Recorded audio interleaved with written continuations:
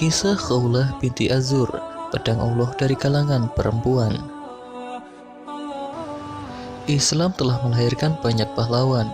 Sebuah agama yang turun di gurun pasir dan gersang bisa mengubah peta peradaban dunia. Lahirnya para pahlawan membuat Islam bisa menggema ke seantero bumi.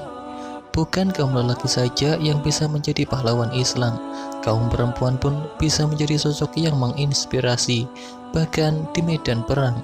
Salah satu sosok pahlawan muslimah di medan jihad adalah Khawlah binti Azur.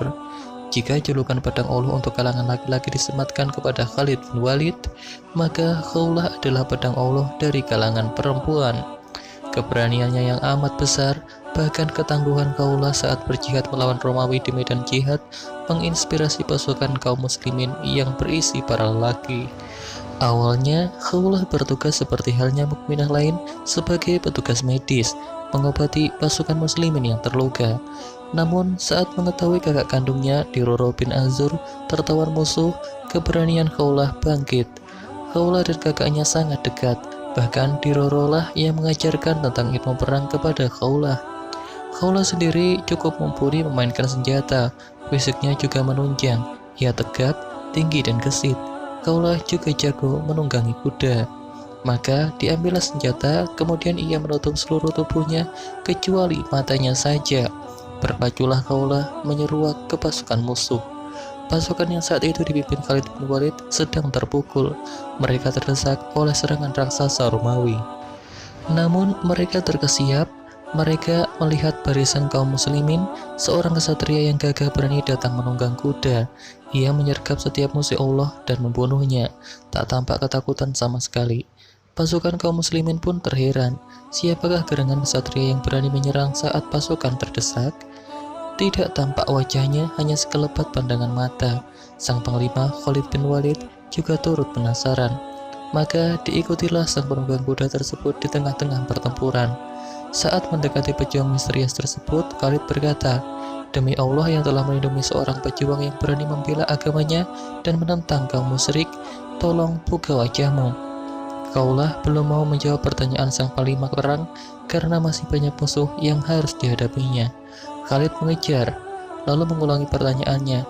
Khawlah pun menjawab, "Aku Khawlah binti Azur. Aku melihat kakakku Diroro ditangkap. Aku datang untuk menolongnya, membebaskan kakakku yang berperang di jalan Allah." Para pejuang Islam terkejut mengetahui pejuang misterius itu adalah seorang perempuan. Kehadiran Khawlah di medan perang memberi andil dalam memenangkan perjuangan tentara Islam.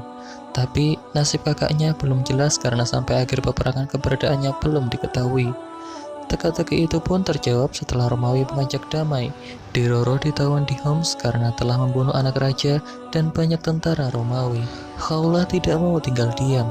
Ia memohon kepada pimpinan perang untuk bergabung membebaskan kakaknya.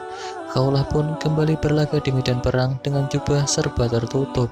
Gema takbir dan keyakinan kuat pada pertolongan Allah berhasil menyelamatkan Diroro. Selain berani di medan perang, Khawlah dikenal memiliki strategi jitu untuk menghadapi musuh. Ini terbukti saat ia bersama sejumlah muslimah menjadi tawanan perang Sahura. Ketika itu, Khawlah bergabung sebagai tim kesehatan dan logistik. Sialnya, para mujahidah ini ditangkap tentara Romawi. Mereka dikurung berhari-hari di bawah pengawalan ketat pasukan musuh. Walaupun tanpa senjata di tangan, Khawlah memberontak.